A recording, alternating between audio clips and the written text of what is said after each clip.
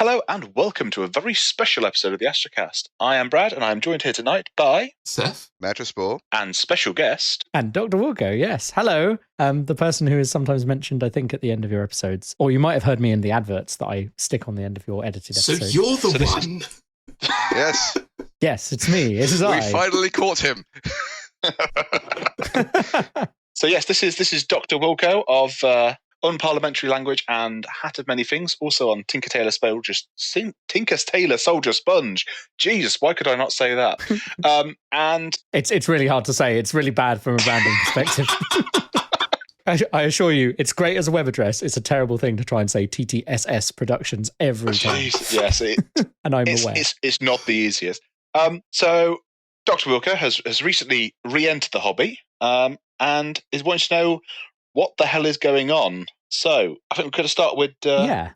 well, You step out for a few years, you come back in, and what the fuck happened here? I mean, exactly. I think maybe if I just give a quick summary of what I know, and if this is going to be like 3 specials split up, we can take this as read for all 3 specials if you listen to them all, dear listener. But I got into the hobby in 1999 when someone, while I was preparing for a school play, someone plonked in front of me this giant black tome with, I think, Black Templars on it, called the Warhammer 40,000 3rd edition rulebook, which I actually still have on a shelf behind me, having retrieved it recently. And I then played it. I ran a club at school.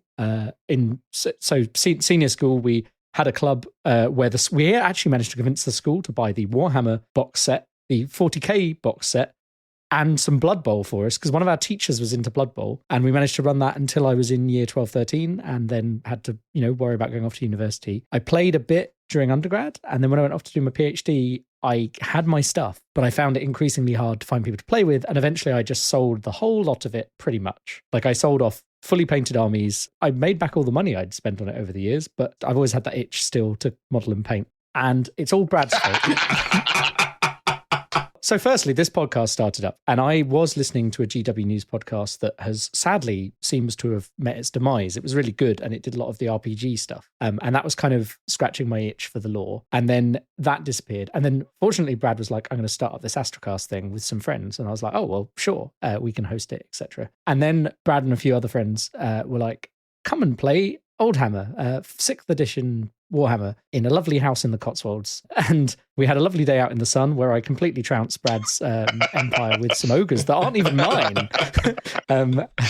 Yeah, that happened. It was pure luck and rolling really well on magic rolls. And I was like, oh, I've missed this. And then recently I was able to get hold of the Indomitus box, even though it's not available anymore, for a reasonable price. I didn't spend over £200 on it on eBay. I bought it for about 160 quid, including delivery, which I think works out still.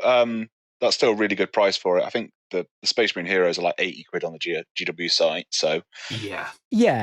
So I'm in the process. I can probably share some photos for the show notes, but I have put together 10 Necron Warriors, 3 Scarab Swarms, and 2 of the Necron Heroes as of today. The box only arrived the other day, so I'm starting up again. And my question I put to you now is, what on earth happened to 40k? Have you read the updated Necron lore? I have read the updated Necron lore. So yeah, okay. I started off. So I read. I was Necrons when they first came out in 3rd edition. I got into them, and I had like the old monolith and all of that. And then I obviously, as I said, I've sold all of that, so I don't have any of these nice old models anymore, sadly. But yeah, I read the Necron lore back when it was Necrons have no souls, and they're the star gods. I always get this wrong. The Catan or the Citan? Catan is I think the Catan. Okay. Duncan says Catan, so go for that. Yeah. So yeah, when they were kind of in charge, and now they have like more personality, and there's a whole load of different dynasties, and that's really cool. I still haven't decided what paint job I'm going to do on them because I want to do the Sautek or Sortek dynasty. Yeah. Still not sure on pronunciations, but that's the boringest color scheme. So I might just paint them purple or something weird. Like, we'll see. But yeah, so that's kind of where I am with Necrons. But I think the big thing for me is I stopped properly playing in 5th edition. I did play some 6th edition games with some mates, but I did 3rd, 4th, and 5th, which were all quite continuous. And I listened to your last episode about mental load, and I watched that video from Arbitarian. So yeah, I understand it got really bloated after that I missed out on. And then there was a big reset for 8th edition. And I've read the 9th edition rulebook, and I went, this seems pretty sensible. I'm still a bit weirded out by the fact that there's no blast templates and that vehicles no longer have armor values. But I can understand why they did that. But I suppose other than like, I mean, I've read the rules, but like, what's it like going, like, what did I miss in between and jumping from 5th to 9th? Is there anything I really need to think about? Like, I assume the meta is so different. I hear that Tau are rubbish now, as opposed to completely dominating everyone with long range weapons and stuff like that. No, you just need to know how to play Tau. They've gone from being a very easy force to play to actually requiring some subtlety and nuance. Because I do, and I'm bad with them, meaning that they're either terrible now or much more likely you have to be good to play with them. So, yeah, self-deprecating humour rules okay. So, jumping from 5th to 9th, that is a hell of a jump.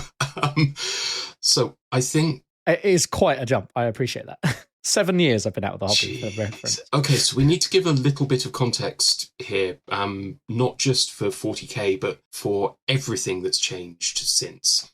Because, I'm sure you've kind of heard, 7th edition 40k, 6th was not around really long enough to make an impact, but 7th was the bloated mess that you find in the basement of a Lovecraftian role-playing game, and needed to die.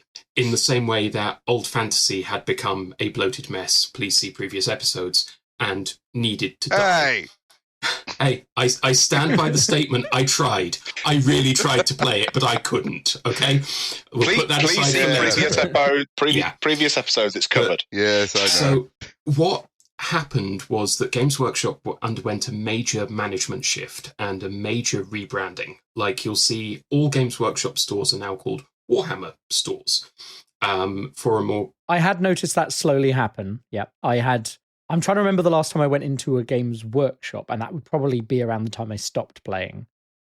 And the one near me has been a Warhammer ever since I moved here, which was at least 5 years ago. So they basically, about the time that Old Fantasy died and Age of Sigmar was born, there was a major shuffle in management, and the idea that hating your customers was profitable got thrown out along with everyone else. And all of a sudden, Warhammer stores were a much friendlier environment to go in and play in. They were much more encouraging of people just kind of casually getting into the game rather than trying to dump, say, I don't know, £300 worth of Dark Eldar on you as you walk through the door. We're not speaking from experience there, no, not at all. What? I'd be paid. Yeah, fair enough. I'm just saying. So what came of this was that all of a sudden, Warhammer had a Facebook page, and Warhammer Community was founded, and that led to people being engaged with, and suddenly people who were playing the games being treated like human beings rather than walking wallets with disposable income. Now, don't get me wrong. I am sure deep down we are still just disposable income dispensers, but they're at least pleasant about it now. And with that change in management, I think there's kind of been a chain of events, pattern forming, that everything that they do to Age of Sigmar, they then do to 40k later. So where we saw Age of Sigmar launched, 2-ish years, I think it was, down the line, we suddenly saw happen to 40k. I think it was 2017 that 8th edition dropped. 2017, because I just moved to Reading. So, yeah. Awesome, yeah. So we suddenly saw 40k becoming accessible. It was no longer a bloated mess. There was an even playing field dropped. And instead of having 7th edition where it was competitive if you were willing to be a dick, and I think, people, there were a lot of power gamers, and you just have to look at the tournament meta for 7th to see just how bad it was. 8th edition leveled everything. Everything got a hard reset. You couldn't use any rules from previous editions going forward, because theoretically you could use a 3rd ed codex in 7th. It would be broken, but it would still play.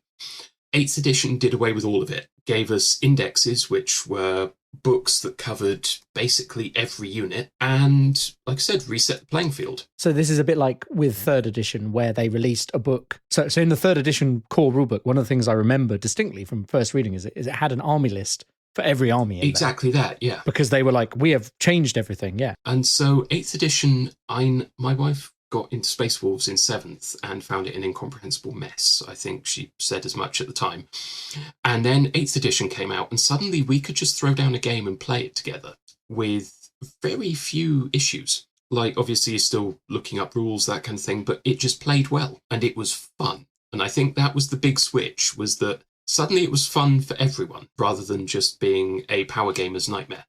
Well, that's obviously encouraging to hear. I think a lot of things have been going through that recently. I mean, you only have to look over it. Like, I know at some point we might want to do an RPG episode that Brad said I could potentially come and guest on again. And like, you can see the same thing with 5th edition D&D. But I mean that I can see parallels with other nerdy things. Yeah, this is a future topic, I think. Yeah, definitely. Games Workshop suddenly grew a social media presence. Some people might say too much. I personally quite enjoy the sassy comments. One that came to mind was the change of rules in 8th edition, where any hero that had it was 9 or fewer wounds couldn't be targeted unless they were the closest model. And somebody commented on the Games Workshop community page on Facebook. So you're telling me that if there's one guardsman in front of Gilliman, I can't shoot at Gilliman? And the response from the Warhammer community team was, yes, exactly that. But if you can't kill that guardsman, what the hell do you think you're going to do to Gilliman? And it was just a wonderful response. Like, their social media sass is perfect. Yeah, their social media team is they know what they're talking about. They know the memes, they know the jokes, and they are on point pretty much all the time. So that's kind of the rules. And then I haven't yet played 9th. Yeah, Nurgle's rot, as it were. Let's just blame it on Nurgle and move on. 9th is a refinement of 8th edition. Very tight rule set. It plays really well. It brings in a few new little things that, maybe like, what's it called? Battle attrition, where after you take leadership, you then take more wounds if you roll badly. But, it makes the games play quicker, so not really a complaint there. Yeah, I quite like. I mean, I don't want to go into a big deep dive on the rules, and I've seen there's probably a few comparison things we could put down, though they won't be comparing back to 5th. That would be a weird flex, I guess, for a YouTube channel. But like things like that compared to the old like leadership rules and stuff. All like I was reading through it, going, "Ooh, I like that. I like that." So my general opinion, having read the rules, because they published the core rules for free. Wow, I was kind of blown away by stuff like that as well. So I read that. I now have, as I said, the Indomitus box, so I have the actual rule book. So I have to read the lore that's in there because I haven't read that yet. But in general, I was going through going, ooh, nice.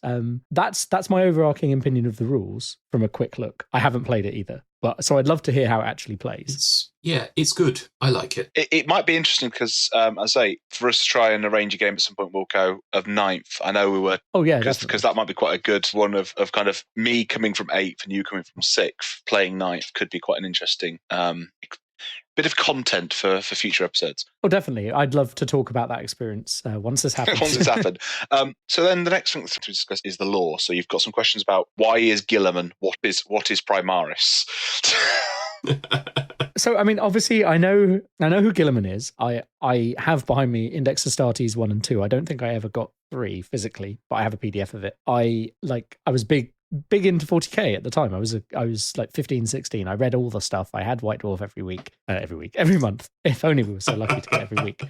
It did go weekly for a while. Yeah. Did it? Wow. Yeah, my wallet was not happy. I heard there was also a digital version. They did go digital. I heard there was also a digital version. Yeah. Then not a digital version, and now there is a digital version, which is confusing. The one thing I know is they kind of went, finally, we're not going to be stuck in year 999 anymore. We're going to move the lore on a bit, which I appreciate, because it did kind of get a bit silly where we were playing through. Because I think like technically didn't Armageddon happen like 200 years before the actual timeline we were playing in and stuff like that? So there was a lot of silly stuff. The third war of Armageddon took place in M997.M41. Okay. Not as far as I thought, but like, yeah, they kept having to like be like, oh, we're going to explain something that happened. And I remember as a kid, actually, the Eye of Terror summer campaign where we had to go on to Games Workshop like special website they made, and you would submit games you played against your friends, either in store or as friends. And the whole idea was that would change the law somehow, and then it kind of didn't. So the fact that they have actually turned those knobs to make the time flow again is cool to me. But I'm missing stuff. There's gaps in my you've knowledge. done there is created a perfect segue to the first thing that they did after this management change, which was to actually revisit the Eye of Terror, and they blew up Cadia. Cadia's gone. Yes. And it was in no way a desperate attempt to make Abaddon not a failure. Yeah. Yes, Abaddon's 13th Crusade, which went boldly nowhere, much like Deep Space Nine. Yeah, so in a really cool series of books, the, what's it called? Gathering Storm series. Yeah, parts 1, 2, and 3. There was the Fall of Cadia, where they put a Blackstone fortress through Cadia. There was the Fall of Bieltan, I think it was, or the fracture of Bieltan. Fracturing of Bieltan, that's it. And I'll let you talk on the Inari there because you know them better than me to actually play them. Go for it. What now? Oh dear. Yeah, if you want to. Oh dear. I thought we were just quickly abbreviating stuff, and I was going to talk about the Inari later. Okay, cool. In that case, following on from that was the Rise of the Primarch, where, thanks to shenanigans, Guilliman is revived. Inari shenanigans, which the Imperium was not happy about. No, they weren't, but good luck telling Guilliman no at this point. And Guilliman basically hops on a ship, flies to Terra, goes into the Emperor's audience chamber, about an hour later comes out and goes, right, shit's fucked, let's fix it. And that's about where 7th edition died. The next thing we know, it's 100 years later, and the Indomitus Crusade has been launched. Do you guys want to jump in with the fluff that I've skipped over? Right. So the Indomitus Crusade was a bit of a mess when they brought it into the lore. So when they first introduced the Indomitus Crusade, there was the Dark Imperium novel, which was released alongside the Dark Imperium box set, which was the starter set for 8th. And that was set 120 years into the Indomitus Crusade at the end of the Indomitus Crusade, which was a bit of a silly narrative move to do because they then kind of went, we've just jumped over 120 years we could have filled with history and models. So they've now kind of retconned a lot of that with 9th into Dark Imperium, the storyline of the invasion of Ultramar by the Death Guard, to being the midpoint of the Crusade. And they're kind of filling that out with the Dawn of Fire novels, which are kind of going through the Indomitus Crusade as it goes.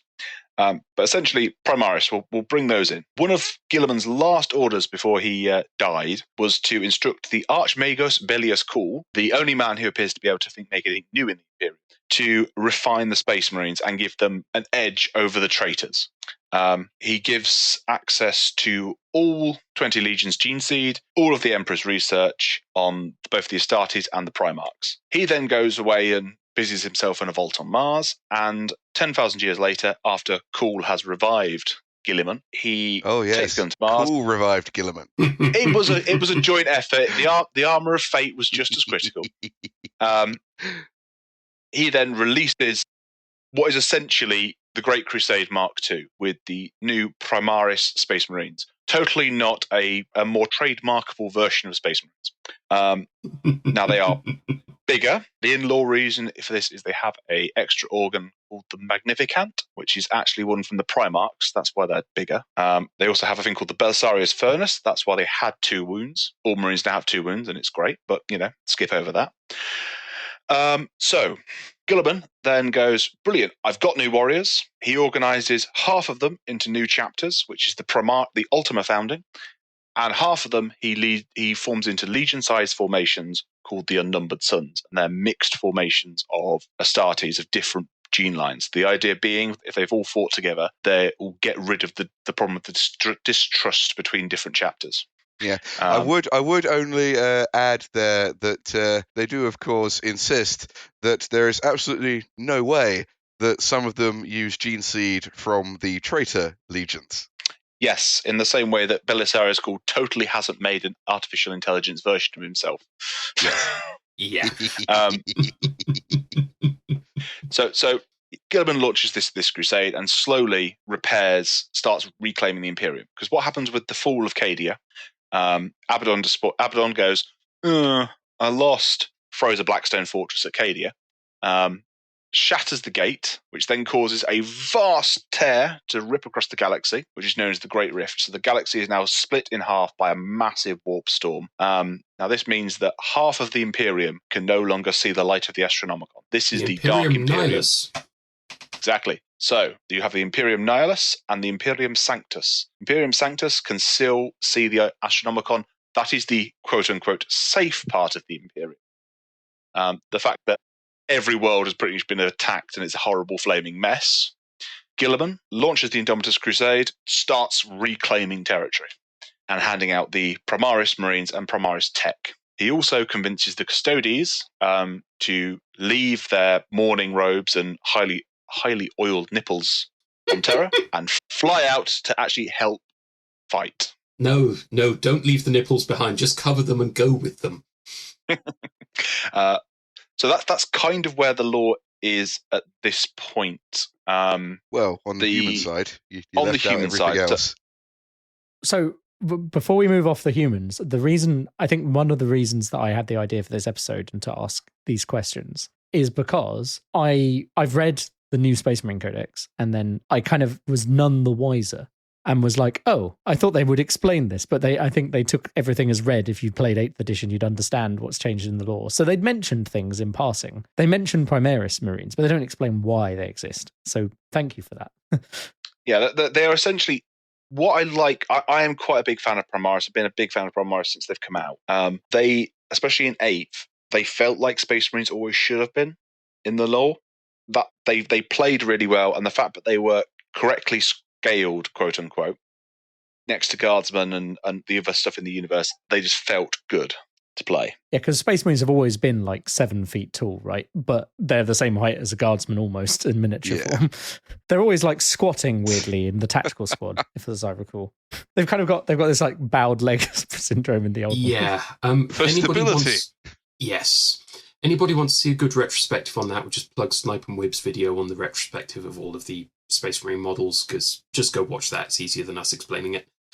Primaris were also Games Workshop's chance to do true scale Marines, which is great. And we won't get into the debate on whether they're heresy or not here, because I know certain people tangential to this podcast would call them heresy. I think the other thing that was good about like this summary is that as an outside observer who knew people who were still playing, I heard also, because was there like a 30k thing came out at some point? Horus Heresy, I don't want to sidetrack too much. Its own thing. It kind of came out about 10 years ago, maybe something like that.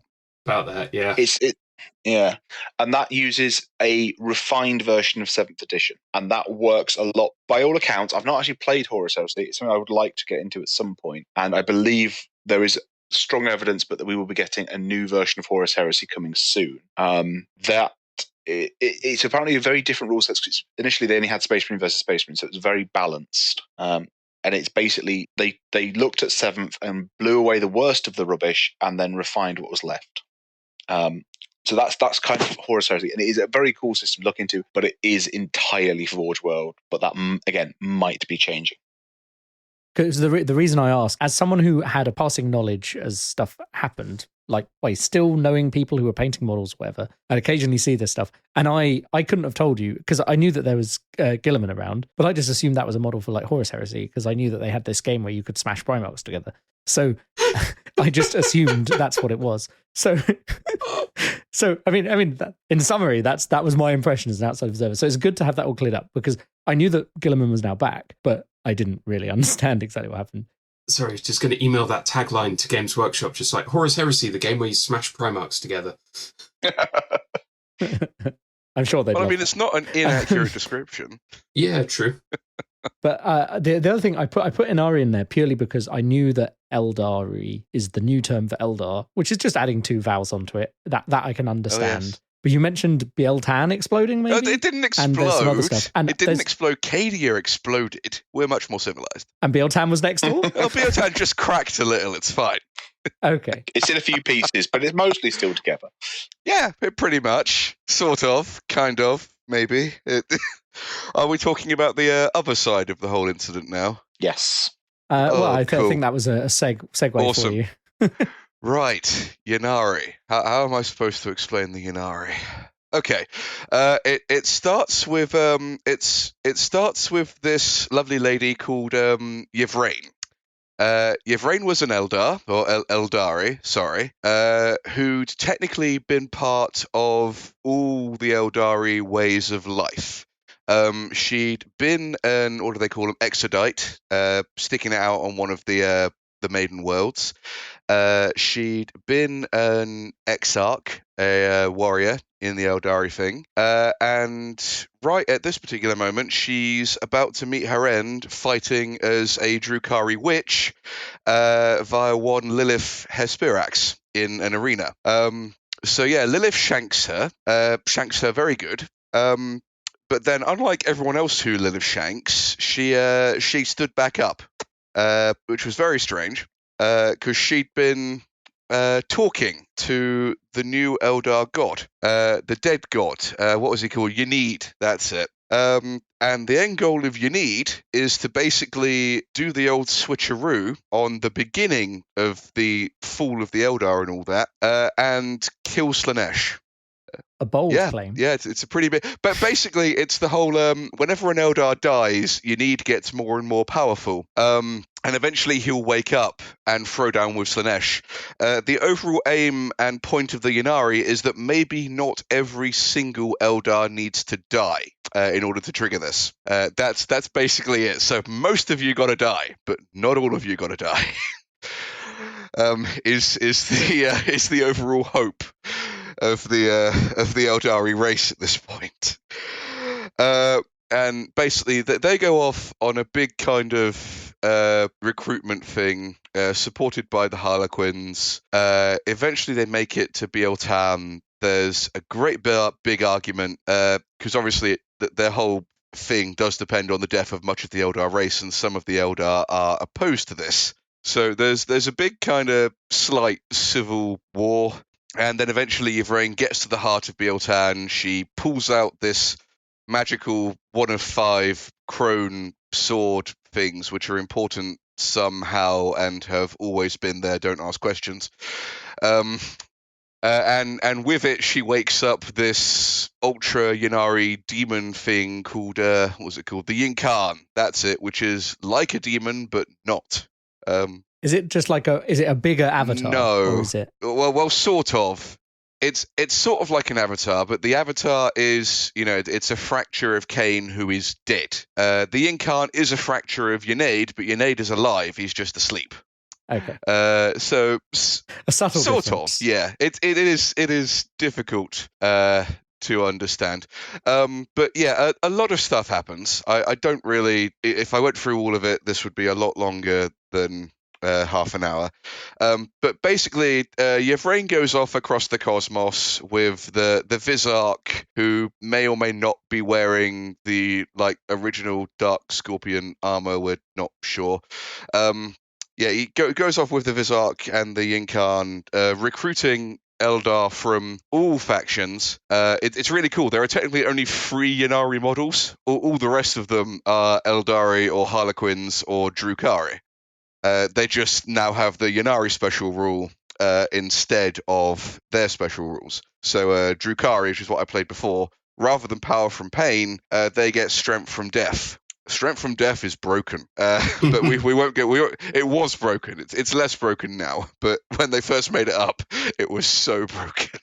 I essentially got 3 turns in one with a unit of Harlequins, threw them across the board, and just. Yeah, it was amazing. Yeah, they do that. I like how Brad completely left out that after Cadia blew up and, Lord Asurkar Creed was leading the remnants through that mess of a thing that was left, it was the Yanari that saved them. Creed is not saved. Creed is currently MIA. He's probably all right. He got kidnapped by a Necron, but it was the Yanari that saved the army. Yeah, Creed is in one of Trazen's Pokeballs right now, basically. Yeah. Oh, I'm sure he'll get out at some point. that is a cool addition to the Necron lore, which I enjoyed. I actually have Trazen the Infinite on my desk right now. He's sat with my other Necrons. But yeah, they basically take that army into the webway. There's a lot of interesting fighting going on there, especially with Ahriman of the Thousand Suns, because there's a slight incident that happens, and they kind of accidentally give some of the Thousand Suns their souls back temporarily. Ooh. Which. But aren't they all just dust in suits? Yes, they are. Until temporarily, while Ahriman is fighting the Ynnari, they are not. Then Yvraine kind of yanks those souls back, and Ahriman is very upset about this. So there's a load of fighting in the webway. Basically, nearly all the Phoenix Lords wind up turning up, along with Lilith, who's on the Ynnari side now, which is interesting. They wind up turning up to help, and it culminates with the other half of the revival of Big Bobby G. Because on the other side from Belsarius Cole, with his Armour of Fate, is Yvraine, with the Crone Swords and essential mastery over life and death. And she basically fish hooks Papa Smurf's soul from wherever it was wandering out in the Ethereum and stuffs it inside the Armour of Fate. Which is why he can't ever take it off. He can now take it off. Oh, he can now take it off. He couldn't ever take it off at that point. But that's that. Obviously, Slaanesh is somewhat opposed to dying.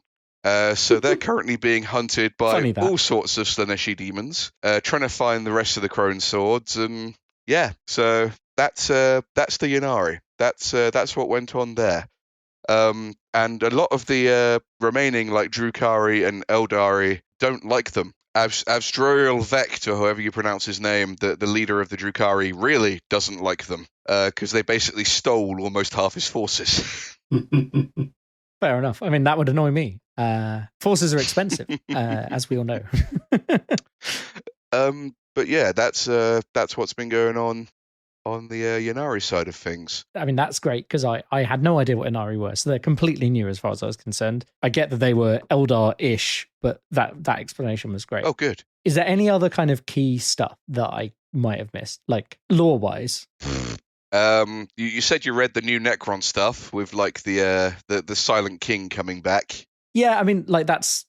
I feel like that kind of is a throwaway comment in the grand scheme of the kind of more pertinent stuff we've talked about.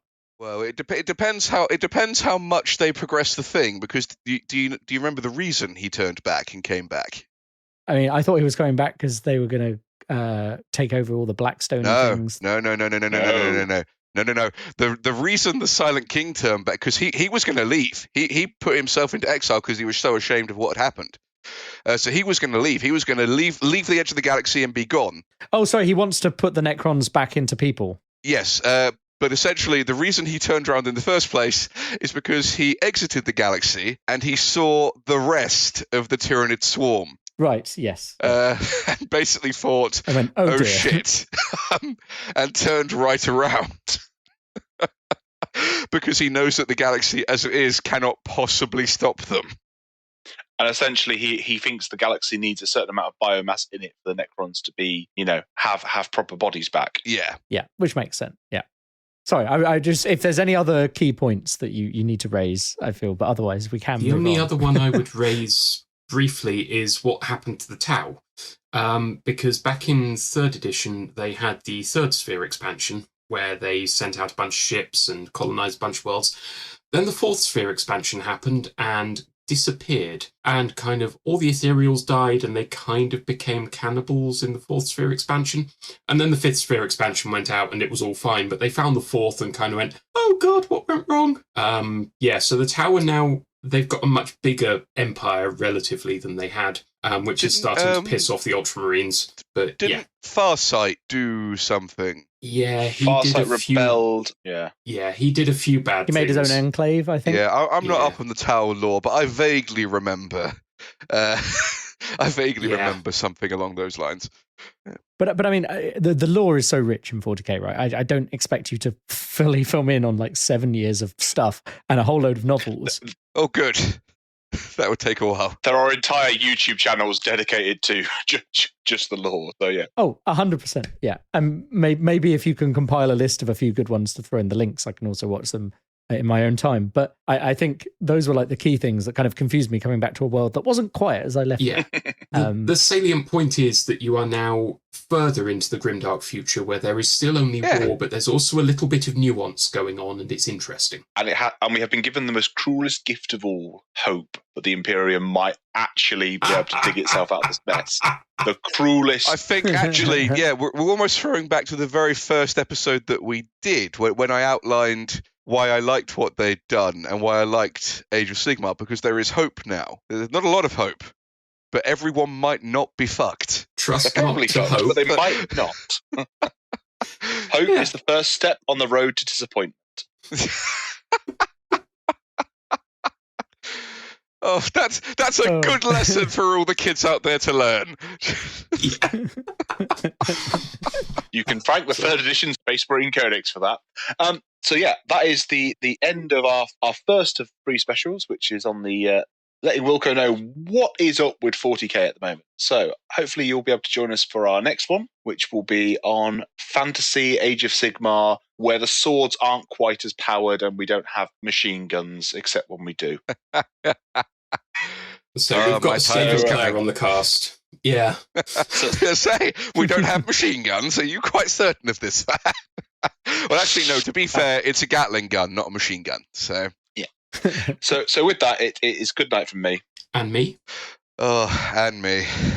And me, I guess. I did just want to throw in one last thing, actually, as part of the outro. I started a new Instagram channel called Wilko Paints because I've got a load of models to make from the Indomitus box. So I'll throw that link in there, and then Sweet. I know Astrocast has a nice Instagram channel as well that has photos of me and Brad playing Warhammer on it. So I should really post more pictures. People should follow that too. Well, to be fair, if we put all your shiny models if we on get there. this Path to Glory thing started, we can have a lot more pictures, possibly even video. Ooh.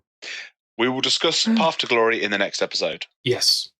Join Mike and Tom for nerdy conversation with a multitude of guests on Hat of Many Things. Say hi, guys. Hi, guys. Hello. I'm Mark, a librarian and professional wrestling ring announcer. I cast League of Legends. Soteros Filbricato, best known for my work with White Wolf and Onyx Path Publishing on the World of Darkness. Hi, I'm Jason Carl. I'm the producer of V5 at White Wolf. Yeah, my name is Johanna Pettersson. I'm a Finnish game designer.